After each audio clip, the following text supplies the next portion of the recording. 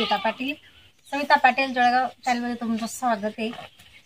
आणि आज सकाळपासून फार्महाऊसवरची स्वच्छता चालू आहे. तुम्ही बघू शकता पाठीमागे सगळं मी असं गवत वगैरे काढून घेतलेलं आहे. आणि इकडे भरपूर मोठं गवत झालेलं आहे बघा. आणि आता पावसाळा असल्यामुळे आता आम्ही गावात शिफ्ट झालो आणि गावात शिफ्ट झाल्यामुळे फार्महाऊसवर थोडं दुर्लक्षात झालं. तर खूप मोठं गवत झालेलं होतं.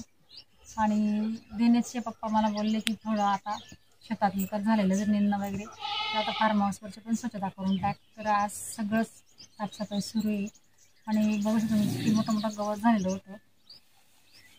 आणि आपण ज्यावेळेस उन्हाळ्यात राहत होतो त्यावेळेस स्वच्छता राहतेच आपली. पण आता या पावसात थोडं दुर्लक्ष झालं.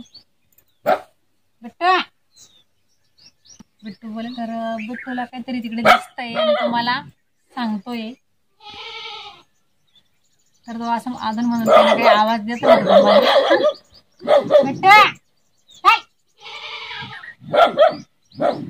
तर आजचा काही जास्त मोठा व्हिडिओ बनवत नाही मी.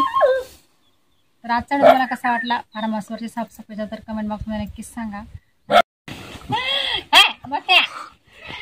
तर बिट्टू ओरडत होता म्हणजे भुकत होता. तर त्याचं कारण समोर मोत्या येत होता आणि मोत्याला बघून तो भुकत होता आणि मला सांगण्याचा प्रयत्न करत होता की आपला मोत्या आला.